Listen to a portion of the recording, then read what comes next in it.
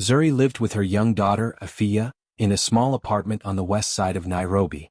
Their home was old and simple, with 2 small rooms and a narrow kitchen, but it always felt warm because of the love they shared. Zuri worked very hard every day. She cleaned offices in the mornings, washed clothes for neighbors in the afternoons, and sometimes helped at a small food stall in the evenings. She rarely had time to rest, but she always tried to smile for Afia. One afternoon, something special happened. A letter arrived for Zuri, carried by the building caretaker. She opened it with shaking hands, thinking it might be another bill. But when she read it, her eyes widened with surprise and hope. She had been invited for a job interview at a big company in the city. It was a real job, a proper office job with good pay and regular hours. She felt her heart beat faster. This could change everything. This could give her daughter a life she had only dreamed of. Afia saw her mother's face brighten. "Mama, what is it?" she asked softly. Zuri smiled and pulled her daughter close. "It is good news, my love. I have a chance for a better job." Afia jumped with excitement. "You will get it, Mama. I know you will." Zuri hugged her tightly. She knew how much this opportunity meant. She spent the next days preparing carefully. She ironed her best blouse and skirt, simple but clean. She practiced speaking in front of the mirror, telling herself not to be afraid. She prayed quietly at night, asking for strength. The night before the interview, Zuri stayed up late checking her things. She placed her papers neatly in a folder. She set her alarm. She laid out her clothes on the chair. But as the night grew colder, she began to feel a strange heaviness in her body. Her head felt hot, and a sharp pain touched her throat. She coughed softly and tried to ignore it, telling herself it was just tiredness. But by early morning, her condition became much worse. The alarm rang loudly and she tried to sit up, but her head spun. Her body felt weak and sweat covered her forehead. She reached for the wall to steady herself, but her legs trembled. Afia, who was sleeping beside her, woke up quickly. "Mama? Are you okay?" Zuri tried to smile, but her voice came out weak. "I'm fine, my love. I just need a moment." But Afia could see that her mother was not fine at all. She touched Zuri's cheek and felt the burning fever. "You are sick," she whispered with fear in her voice. Zuri slowly stood up and tried to walk to the bathroom, but she almost fell. Afia grabbed her arm and held her tightly. "Mama, you cannot go like this. You will fall." Zuri sank back onto the bed. The room seemed to spin around her. She knew she had a fever, but she kept thinking about the interview. She had worked so hard for this day. She had prayed for this chance. Missing the interview felt like watching her dreams slip through her fingers. Tears slowly filled her eyes. "Afia," she whispered, "I cannot miss this. This job could change our lives." Afia stood quietly beside the bed, her small hands shaking. She hated seeing her mother cry. She knew how much her mother sacrificed for her. She knew this interview was important. And then an idea came into her mind, an idea that felt brave and scary at the same time. She looked at the interview letter lying on the table. She picked it up and read the name of the company again. She looked at her mother, weak and sweating on the bed, and she made a decision. "Mama," she said softly, "I will go." Zuri blinked in confusion. "Go where?" "I will go to the interview for you," Afia said in a small but steady voice. Zuri's eyes widened in shock. "No, my love, you cannot. It is too far. And you are just a child." "But I can try," Afia insisted. "I will tell them the truth. I will tell them you are sick. Maybe they will give you another chance." Zuri wanted to say no. The world outside was big and Afia was still so small. But when she looked at her daughter's determined eyes, something inside her softened. Afia had her courage. She had her mother's strength. And maybe, just maybe, this was the only chance they had. Zuri took Afia's hand and held it tightly. "It is dangerous, Afia." "I will be careful," Afia whispered. "I promise." Zuri felt her heart ache. She did not want to put this burden on her daughter. But she also knew she could not leave the house in her condition. She sighed softly, tears slipping down her face. She pulled Afia into a gentle hug. "You are brave, my child. Too brave for your age." Afia hugged her back. "I am doing this for you, Mama." Zuri kissed her forehead. "If you really want to go, then take care. Speak kindly. Be polite. And come back as soon as you can." Afia nodded and quickly got ready. She wore a clean dress and one of her mother's scarves to look a little older. She held the interview letter carefully in her hand. Before leaving, she looked back at her mother lying weakly on the bed. "I will come back soon," she said. "I will be waiting," Zuri whispered. Afia stepped outside into the busy Nairobi morning. Cars beeped, people rushed along the streets, and the sun rose slowly over the city. She took a deep breath and began walking toward the bus stop. Her small feet moved with determination. The road ahead was long, but her heart was strong. She was doing this for her mother. And she had no idea how much her brave choice would change their lives. Afia held the interview letter tightly as she stepped off the bus. The company building stood tall and shiny in front of her, much bigger than anything she had ever seen. Its glass windows reflected the bright Nairobi sun, making it look almost magical. She felt small, like a tiny bird standing in front of a giant tree, but she reminded herself why she was there. She was not doing this for herself, she was doing it for her mother. She took a deep breath and walked toward the entrance. People in neat suits rushed past her, talking quickly, carrying files, typing on their phones. No one noticed the small girl with big, determined eyes. But when she reached the front doors, a security guard finally looked down and stopped her. "Sasa, little one," he said kindly, "this is not a place for children. Are you lost?" Afia shook her head and held up the letter. "I came for the interview, for my mama." The guard frowned slightly, confused, but he took the letter from her hand and read it. His eyebrows rose. He looked back at her again, noticing her calm and serious face. "Your mother sent you here?" he asked. "She is very sick today," Afia said softly. "She cannot come. I want to explain to them so they do not think she does not care." The guard felt something warm in his chest. He had seen many people come and go through those doors, but never a child with this much courage. He nodded slowly. "Come inside," he said gently. "Let me see what I can do." Afia followed him through the big glass doors. The lobby was bright and beautiful, with shiny floors, tall plants, and a long front desk where staff were helping visitors. Afia looked around with wide eyes. She had never been in a place so clean and elegant. The guard walked her to the reception desk and handed the letter to the woman working there. The receptionist, dressed in a neat blue suit, looked down at Afia in surprise. "Sweetheart, this is a corporate office. Are you sure you're in the right place?" "Yes," Afia replied politely. "My mother had an interview today. She could not come. She is sick. I want to tell someone so she can get another chance." The receptionist exchanged a look with the guard. She could see that Afia was not lying. Her voice was steady, her eyes were honest, and she held herself with surprising maturity. The receptionist leaned forward and spoke gently. "What is your mother's name?" "Zuri," Afia replied. "Her name is Zuri Kamau." The receptionist checked the list on her computer. "Yes, we have her name here," she confirmed quietly. She was supposed to meet the CEO today. Afia did not fully understand what a CEO was, but she nodded anyway. "Can I speak to him?" she asked. "I just want to explain." The receptionist almost laughed at the boldness of the request, not in a mocking way but in amazement.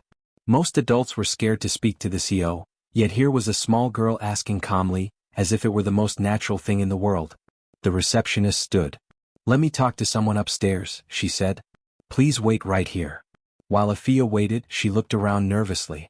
People glanced at her curiously, but she kept her hands folded and tried to stand tall like her mother always did. Her heart raced inside her chest, but she kept whispering to herself, "I am brave. I am doing this for Mama." A few minutes later, two women from the HR department came down. They whispered to each other, then approached Afia. "Hello," one of them said in a soft voice. "We heard that your mother could not come today.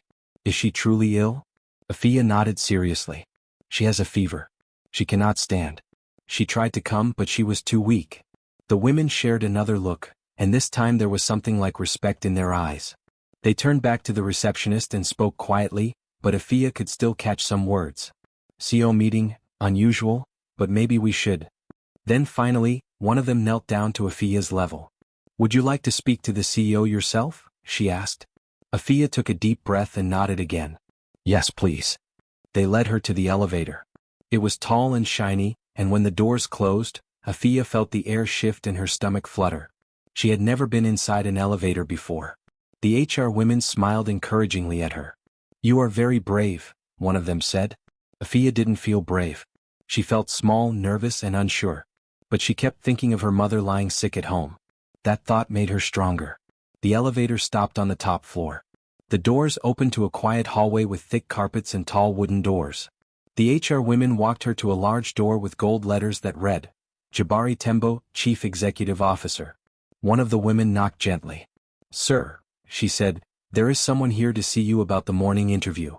A deep voice answered, "Let them in." The woman opened the door and stepped aside so Afia could walk in.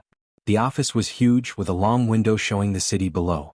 A tall man sat behind a large desk. He looked serious, his dark suit perfectly ironed, his expression strong and calm. His eyes widened when he saw the small girl. "Good morning," he said slowly, confused. "Who are you?" Afia stepped forward, holding the letter tightly. "My name is Afia," she said. "My mother is Zuri. She had an interview today, but she is very sick." Mr. Jabari Tembo leaned back in his chair.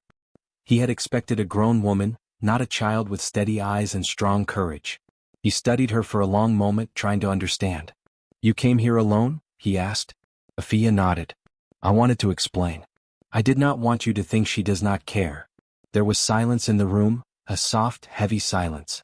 Jabari felt something shift in his heart. He saw honesty in her eyes. He saw responsibility far beyond her age. He saw a daughter who loved her mother deeply. A child had walked into his office to defend her mother's chance at a better life. He never expected this. Afia stood in front of the big desk, her small fingers tightening around the interview letter. The office felt very large around her, almost too large for someone her size, but she kept her feet still and her back straight. Mr. Jabari Tembo watched her with quiet interest. He was a man who had faced boardrooms, arguments, and difficult decisions, but he had never been in a situation quite like this, speaking to a child who had come in place of her mother. He leaned forward slightly. "Tell me, Afia," he said in his calm, deep voice, "why did your mother send you here?" Afia swallowed nervously. "She did not send me," she said softly. "I came because she is too sick. She wanted to come. She tried. But she had a fever and could not walk." Jabari frowned with concern. "She is very sick?" "Yes," Afia replied. "When she woke up, she almost fell. She said she did not want to miss the interview. She cried. I have never seen her cry like that." The HR staff standing behind Afia looked at one another silently. Something in the room shifted. This was no ordinary explanation. This was no made-up excuse. The girl's voice was steady, but her eyes carried truth. Jabari asked gently, "Why did you think you should come here instead of staying with her?" Afia looked down for a moment, then raised her head again with surprising strength. "Because this job means everything to her," she said. "She works very hard every day. She cleans offices, washes clothes, cooks food for other people, and she comes home very tired. Sometimes her hands shake. Sometimes her back hurts." Her voice trembled for a moment, but she kept going. "She always tells me that one day life will get better. She says she wants a job where she can rest sometimes. A job where she knows she will get paid on time.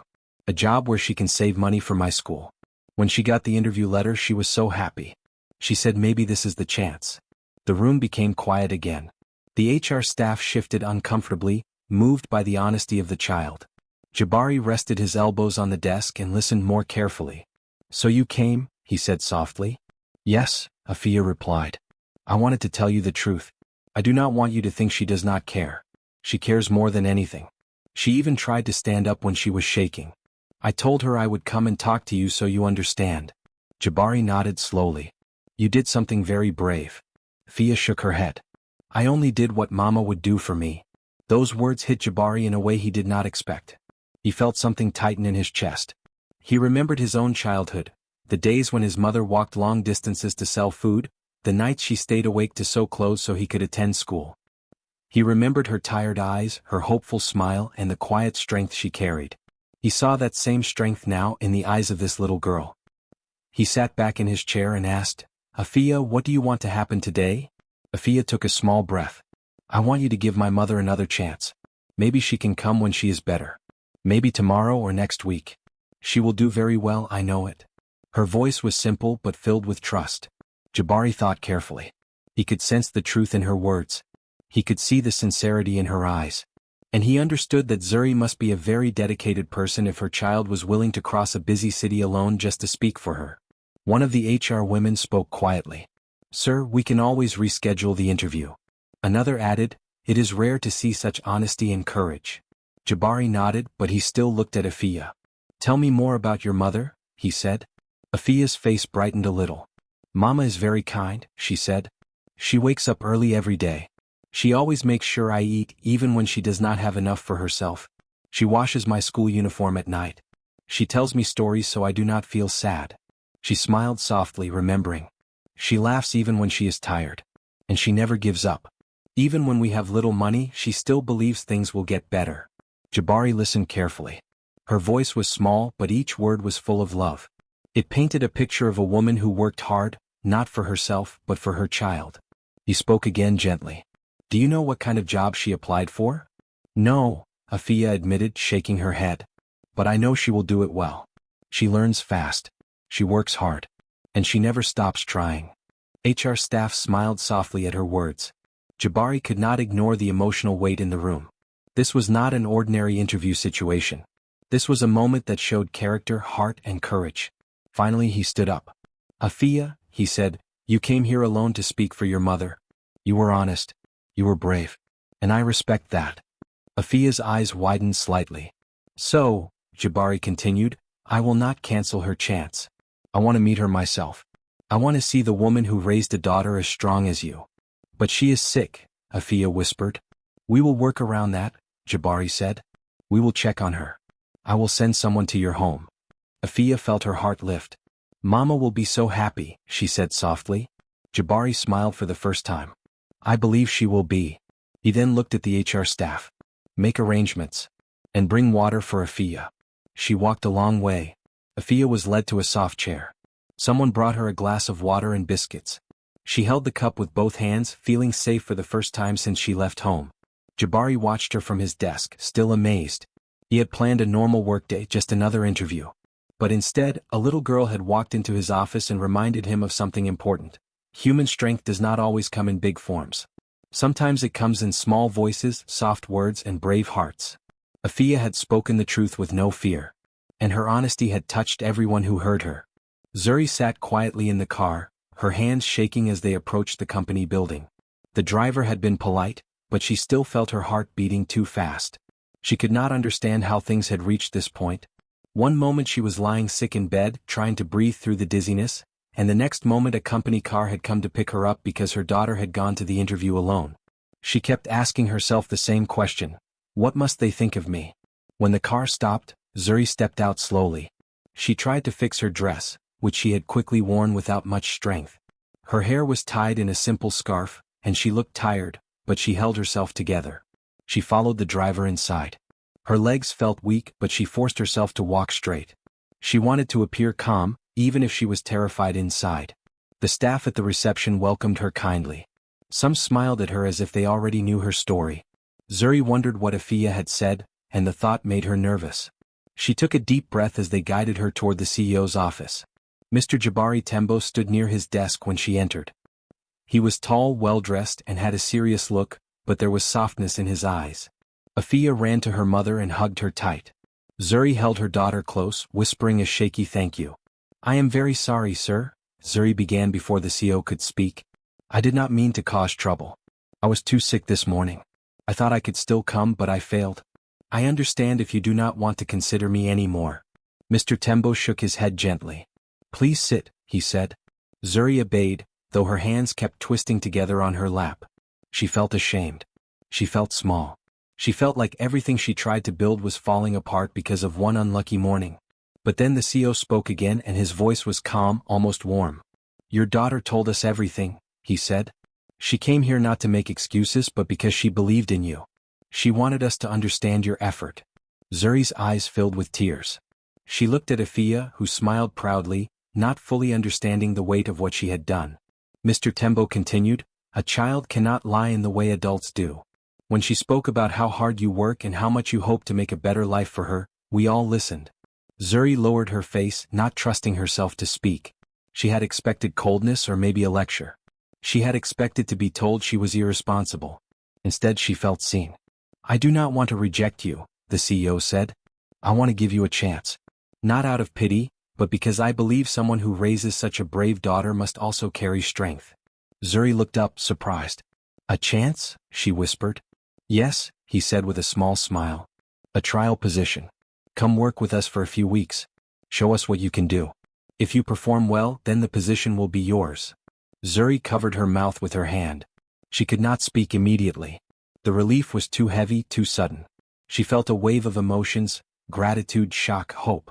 Afia held her mother's arm tightly, sensing that something good was happening. I promise I will work hard, Zuri finally said. I will not disappoint you. I believe you, Mr. Tembo replied simply. Then he turned to Afia. He bent slightly and smiled at her. And you, he said, you are very brave. You helped your mother today in a way many adults would not dare. Afia grinned shyly. I just wanted to help, she said quietly. The CEO nodded. And you did. The staff who stood near the door exchanged warm looks, touched by the scene. They had seen many interviews, many stories, but this one felt different. It felt real. Mr. Tembo then stood straight and looked at Zuri again. You start on Monday. Take the weekend to rest. Recover fully. You will need your strength. Zuri nodded, tears slipping down her cheeks. She did not wipe them away. She let them fall because they were not tears of shame anymore. They were tears of relief, of a new beginning she had almost lost. As she and Afia walked out of the office, holding hands, Zuri felt lighter. For the first time in a long time, she felt that life was changing. Not because someone felt sorry for her, but because someone believed in her. And all of it had begun because a little girl with a brave heart had refused to let her mother lose hope. Zuri's trial period began early on a Monday morning.